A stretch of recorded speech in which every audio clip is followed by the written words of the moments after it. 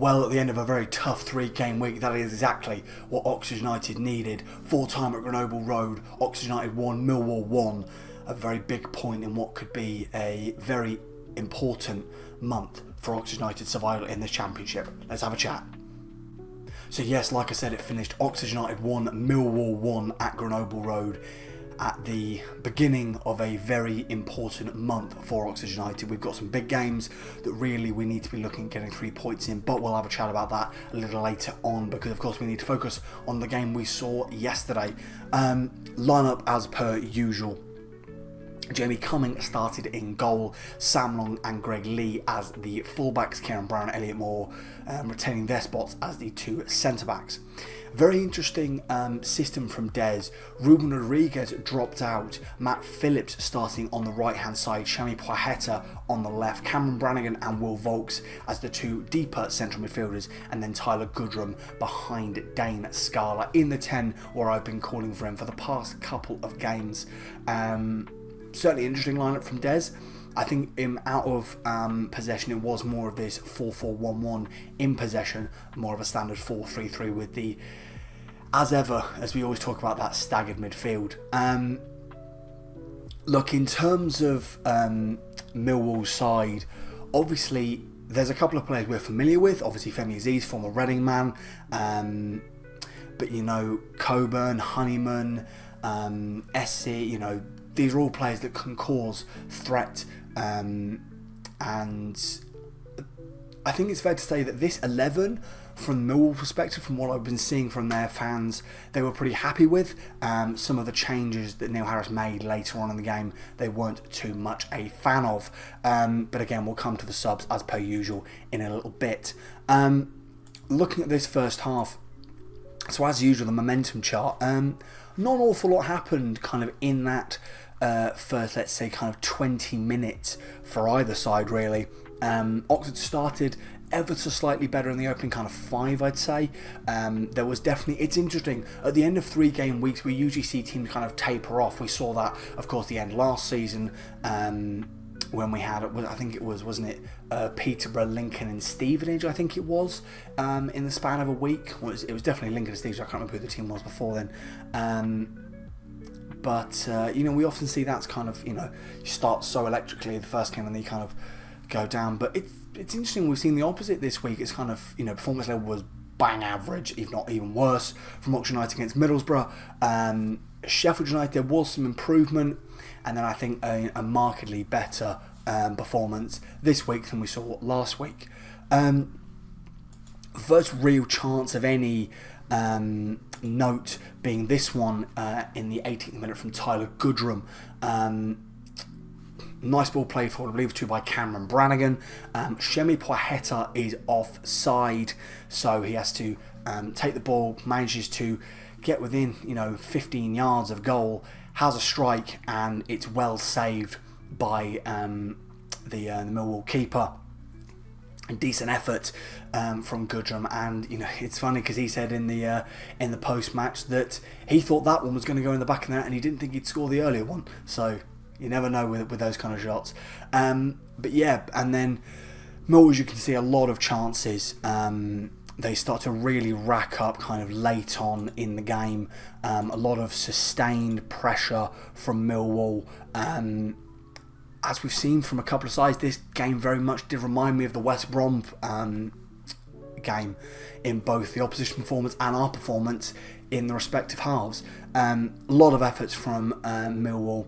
A fair few times where the ball is flashed across the face of goal, like we've done a couple of times this season, and again they weren't able to slot it home. Kieran Brown, Elliot Moore making some big defensive blocks. Sam Long with some interceptions that were quite vital. Will Volks was right up in there. And then, of course, the one time we kind of, you know, we're near nearly half time. I think, okay, you know, it's been a good rugged performance. Not done well with the ball at feet, but you know, we've kept the clean sheet for the time being. Japhet Tanganga pops up at the back post. It's very good movement from Tanganga. Greg Lee is marking another Millwall man, and what Tanganga does, he gets involved in that battle, which brings Kieran Brown around, who's meant to be marking him. Brown loses man, and Tanganga at the far post nods home. Yeah, it was. It was a punch in the gut. No doubt about it. Not saying they didn't deserve it, because they did. Just the sheer number and the overall quality of the chances they created in that first half, I think they probably were worthy of that goal. But it's just, we were doing, for the most part, pretty well defending set pieces. That is the first goal Oxford directly conceded from a free kick or a corner this season. Obviously, we have conceded from long throws and stuff like that, but for the most part, set pieces referred to free kicks and corners. Look, Des said it after the game. With the ball in the first half, we weren't good enough. 56% pass accuracy from just 58 accurate passes. Not good enough. 4 shots, 2 on target, those being Tyler's effort. And I also believe, must be this one here from Dane Scarlett. Even further out. But Dane Scarlett definitely had a decent effort, a quarter of an hour in. And bit of a wild effort, but we're seeing his name because it's the first kind of major bit of attacking movement we saw from Oxford United inside the first 20 minutes. After, like I say, we started brightly the first kind of 5, then Millwall did ramp up the pressure. So we're going to half time, 1-0 down, and we're thinking, okay, you know, it's not an ideal situation to be in, but okay, you know, let's go back out there and see if we can salvage anything from this game, which of course we've done quite a few times at Grenoble Road this season. Both sides making substitutions at half time. Tom Bradshaw coming on for Coburn, and for Oxford United, Will Volks is brought off for Idris El Mizuni, who, as we'll talk about in a minute, I think had a fairly decent impact on the game. Again, going back to the momentum chart, again, not an awful lot being offered from the two sides. A little bit more possession in that second half.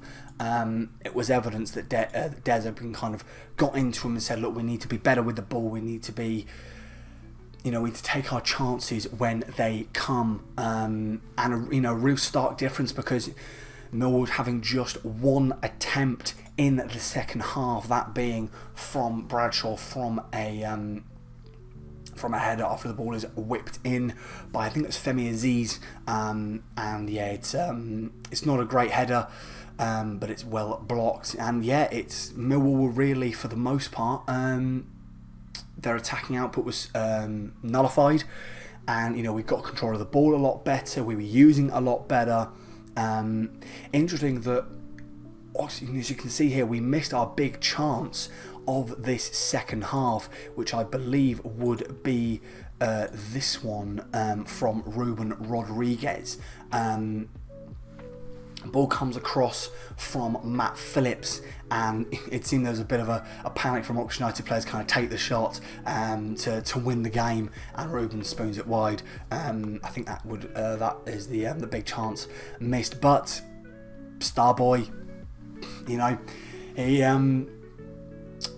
again, Des said it in the post match. We've said it time and time again. Tyler Goodrham only scores bangers, and on the due date weekend of his baby girl, Starboy Tyler Goodrham finds an absolute belter, fires it top corner, no chance for the Millwall keeper, and it's a sensational goal. It's on his left foot, which is not his preferred foot, and you know, this lad, for the most part, when we need him most, Tyler steps up and delivers, and again, love seeing him in that 10 role. I've said it time and time again, he doesn't quite have the athleticism to play out in the wide spaces at the championship level, but in that 10 role, his low centre of gravity, his ability on the ball, I've said a couple of times that Josh McEachran is the best on the ball player at this football club. Tyler Goodrham's not far behind, I believe. He's getting better and better and better. No doubt, you know, he will be sold for a big fee, either in the summer window if a big offer comes in, or the season after. I don't think Tyler Goodrham is going to be around Oxford United if he continues in this vein of form for another, I'd like to think for a couple more years, but I think, just the trajectory of this young lad is up. It's certainly higher at the minute than this football club is going to get to, because at the minute we're looking to stay in the Championship, cement ourselves as a Championship outfit, and then we'll look to try and push on. But like I say, Tyler Goodrham steps in when we need him. For the most part, no doubt he looks so much better in the 10 role. And I'm so happy that he scored the goal when he did, because it was getting to that point where I thought, oh God, we're kind of having a few more, we're putting some decent moves together, not getting the shots off. The Millwall defence are doing really well. They're making the interceptions, making the blocks, in the vital times when the shot needs to be taken, or they were really good at crowding their area, stopping any movement from any of the Oxford players for the most part. And it takes something special, as always. As you can see, like I say, we're much better with the ball, have more possession of the ball, only slightly better chance creation. Like I say, Millwall defence, all credit to them. When Oxford came forward, they got in their positions, regrouped, found their shape, and for the most part, managed to nullify the forward players. In terms of the lineup, obviously, we'll go through bit by bit, but I think overall, this is it's the performance we needed. It's a result we needed, of course, like I've already said a couple of times, especially with the fixtures coming up. Jamie Cumming, I thought him and Jensen did have an awful lot to do. Jensen ever so slightly more, but Jamie Cumming made one or two decent saves. Can't really do much for Tanganga's goal. That's lapse in defensive positioning from the centre backs on the corner kick.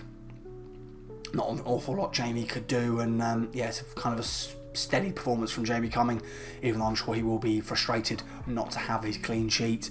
That back four, there was a marked improvement over what we've seen the last two games. I also think it's, again, we are coming into the problem of we're defensively really, fairly good in that back four, but there's a bit of issue going from that back four into the midfield and out to the wide spaces. Sam Long, Grigley did fairly well as fullbacks, winning the majority of their aerial duels, I believe. Elliot Moore, it was good to have him back. We see just kind of the massive lapse in leadership that we lack when Elliot Moore is no longer in this side. And Kieran Brown, for the most part, was good, like I say, other than losing Japhet Tanganga on the corner kick. In terms of that midfield, we'll deal with it as a 3-3. So Will Vaulks obviously gets hooked at half time. Des said it was for tactical reasons. I thought Will was okay. There was a couple of occasions again where he's getting caught on the ball. I've said before, I would be an advocate for double pivot, whether Brannigan or a Goodrham or a Rodriguez or an El Mazzuni ahead of him. Just based on the fact that, like I say, when he's in those central defensive spaces, around the defensive spaces, and he's being rushed by opposition wingers, by opposition, central midfielders, he panics. And we've seen a couple of times he's given the ball away, done it quite a lot. So I would say that Josh McEachran, if we're going to play Vaulks, we have to play McEachran next to him, I think. Brannigan, another reasonable performance. Cam is obviously fired up. He's got 2 games now back under his belt. And, there was a couple of wild challenges he was throwing himself into. Probably lucky not to get a booking for a specific challenge. I think it was in the second half where he just big slide challenge into a Millwall man. But Cam will always give, he will always be a hard worker, and obviously gets the assist for Starboy's goal. Speaking of, Tyler Goodrham gets Fotmore's man of the match, got the sponsors man of the match, and I think we'll get mine as well. Obviously that effort he has in the 20th minute, or inside 20 minutes I should say, in the first half. Again, I've said it time and time again, just his ability in those central areas, his low centre of gravity, the way he moves the ball, and if when he was kind of brought out to the right hand side when we made a couple of changes, it's certainly a case that Ty is thriving with the step up. You know, this is a lad that he got his first real minutes in 22-23 under Carl Robinson, became a regular in the side last season at League One, and we saw the kind of performances he was putting in, and you know, like I said, he's a very, very talented young player, and I think he's made the step up to the Championship pretty well. I would probably be an advocate, given the fact that we've got so many games coming up between now and January. Give him a rest. You know, he's so often a player that goes the full 90 minutes. I would be an advocate for kind of giving the Ty a little bit of a rest. You know, when we're looking kind of 75 minutes in games that are kind of gone, give Ty a rest, bring him off, and just kind of allow him to catch his breath, because like I said, he does an awful lot of running, just Ty in there in that 10 role. Dane Scarlett didn't have an awful lot to do today. There was a fair number of times where he was just beaten by Hutchinson, by Leonard, by Tanganga. They marshalled him pretty well, that Millwall back line. Obviously had that wild effort from Reigns that was fairly well saved by Jensen. Even though kind of, you know, he wasn't involved in any goals today, I think he should continue just because he's finding his feet. And it's definitely a case that Dane Scarlett at the moment is the more on fire of our strikers. We'll talk about the other in a minute. Of the subs, like I said, Idris El Mazouni came on. I've spoken time and time again about how class this player is. Idris El Mazouni came on, and you know, it's the performance changed on Tuesday night when he came on against Sheffield United, even though at that point I think we were 3-0 down, but he really kicked us on to kind of look a little bit more threatening, and we looked better with Idris El Mazouni on the pitch. I think that international call-up over the break has given him some real kind of confidence, given him a bit of validation that the work he's doing is paying off and is being recognised. And I think it's no doubt that Desi's go-to man in that midfield is Idris El Mazouni when things need to be altered, when we need a more attacking option of the central mids. Mark Harris came on at the same time as Ruben Rodriguez. Neither of them did an awful lot. Ruben obviously has that chance in the 90th minute where he maybe could have won it. And then also there was some movement on the edge of the area, I think kind of like with 20 minutes to go, where we were just a little bit kind of scared to take the shot. Ruben, the decent bit of movement, but just couldn't find a pass, couldn't find the shot. Harris, look, there was loud boos when Mark Harris was brought on for Dane Scarlett. More at Dane Scarlett being subbed off. I will make two main points about that. The first of which is we've got a lot of games coming up. You want your starting players as fresh as humanly possible, and Dane Scarlett at the minute is our starting striker. He's our number 9, so we need him fresh, and you know, not a lot of service going to him. The bat was mostly in the midfield third, wasn't getting into the game an awful lot. Probably best to bring him off. This isn't a new thing that Des makes the change of striker at an hour in. He's done it time and time again with both Dane Scarlett and Mark Harris. I will also say that while the intention of the booing is towards, you know, we don't want to see Scarlett go off, just think what that does to Mark Harris's confidence. We know this is a lad already shot of confidence, but the fact Des keeps turning to him And, he got in a couple of decent areas. Didn't have the opportunity I think he was maybe hoping for. But he's getting in those areas. He will always work his arse off. And I will say again, he didn't score between August and January of last season. And then he ended the campaign with 19 league goals. I think it was 19 goals in total, thinking about it. He's got a couple in the Pizza Bristol Motors Cup. Look, always keep the faith with Mark Harris. We've seen what he can do. He just needs to get over this rough patch. I will implore people, don't boo him again. He needs the confidence as much as anybody. Owen Dale. So Owen came on and looked fairly useful. So he replaced Matt Phillips. I thought Phillips and Shemi Poiheta both. I think they had very similar halves to each other in the sense that I thought Shemi Poiheta looked really bright for a lot of periods of mainly the second half.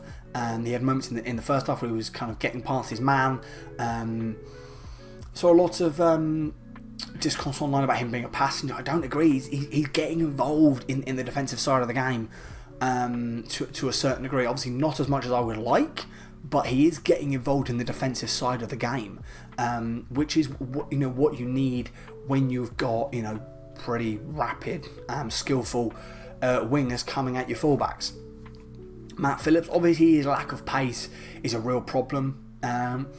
What was quite interesting is that before he came off, he was finding himself in some really good areas out on the right hand side when we were switching play from Greg Lee, from Kieran Brown on the left, out to the right hand side to Matt Phillips. He was getting the space. He managed to knock the ball past his man once. Again, that's more down to his lack of ability to do that is more just down to the fact that him being at a more advanced stage for a wide man means he's kind of lost a little bit of that burst of pace that he had in his youth. But looked very creative. I thought was fairly useful up until he got brought off. Like I say, Owen Dale came on, and this allowed that a lot of Oxford fans have again been very, very critical of, thinking he can't make the jump from League One to the Championship. I thought he looked really bright yesterday. That work rate, that little bit of extra pace against his fullback. Owen Dale, obviously there has been criticism of him that he's kind of lacked it when he's been on the ball, but he looked relatively good. Won a couple of free kicks.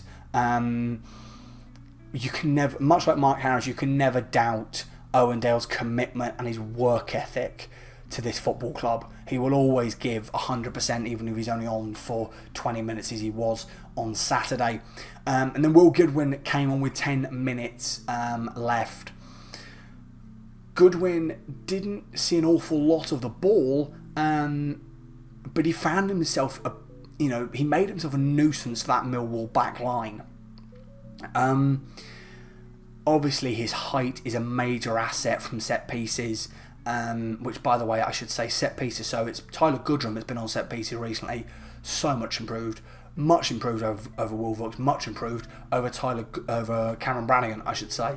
But Goodwin was making himself a hassle. There was a moment, I think 89th minute, ball sent through to him, I believe by Ruben Rodriguez, and it's a very tight angle.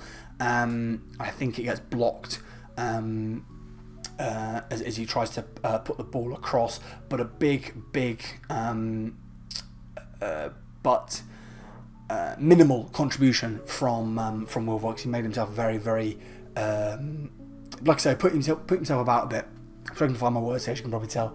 But yeah, he put himself about, made himself a nuisance, and definitely in those late stages when we're looking for a goal, throw on the big man, because he will attack those set pieces. Obviously, our new subs, Matt Ingram, Hidde Turaves, Jordan Thornley and Josh McEachran. So we've lost another player, not to injury this time, But Marcelino Ferdinand has gone away for a 6-week youth international tournament, which is a real bummer, because I felt he was getting closer and closer to an involvement in this in a matchday squad, or getting brought off when we needed him. But like I say, it's there's plenty of games left, and he's only a youngster. So looking at the table, we actually move up a place. I think it might have been because Preston North End drew, I believe. Or it might have been Luton. I'm not sure. We've moved from 18th to 17th. We've got a nice 3-point cushion over the drop zone. Yeah, there's obviously a lot of big games coming up. If we look at our next couple of fixtures, as you can see, Middlesbrough, Sheffield United, Hull, and Millwall, I should say, we've finally gotten that week out of the way. It was a horrible one, that. Into the rest of the month, we've got Plymouth and QPR back-to-back away games, 2 games that realistically we should be looking at picking up 3 points. Sheffield Wednesday and Leeds back-to-back, that's a very, very hard 2 games. Might drag us back down to reality. And then we've got Cardiff and Plymouth at home to round out 2024. Another 2 big opportunity for 3 points. So from this month, I'm hoping for... I'll be bold and say I'm hoping for 3 points. I'd expect maybe 9 points, 3 wins. Especially given, obviously, you know, we're up against sides that are around that kind of bottom few sides with us. You know, obviously Plymouth have looked pathetic, to be honest, in their last 2 performances. QPR got a draw, which kind of stopped the rot of a couple of losses. But I've seen QPR a couple of times this season, and they don't really impress me. I'm sure they should probably say the same for us. And then of course we've got Cardiff, who have finally climbed out of the drop zone, only just. But yeah, they've not looked mighty impressive either. Threw away a 2-1 lead, I believe, against Coventry, I think it was. Yeah, like I say, some big fixtures coming up for this Oxford United team. And I think it's fair to say that this was an important game for Oxford United to kind of, like I say, stop the rot. Because I know it's technically only 2 losses, or 3 losses, I should say. 2 losses this week against, obviously, the sides that are all in playoff contention. But I think it's more about the performances. Obviously, we were kind of spirited against Watford, couldn't get the job done, couldn't find the back of the net. Middlesbrough, we were abysmal. Obviously, go back and watch that video for kind of my view on that game. And then Sheffield United, we were outplayed by the league leaders. So very important to kind of get a point. And hopefully we can get some much needed wins under our belt in this December run of fixtures, because these are going to be the games that are important. You know, these points could be very important going towards the end of the season in what's looking like our involvement in a relegation scrap. So let me know your thoughts on Oxford United's 1-1 draw with Millwall. And yeah, I will see you next weekend for a review of the Plymouth Argyle game. Hopefully we can manage to get 3 points there. I'll see you later.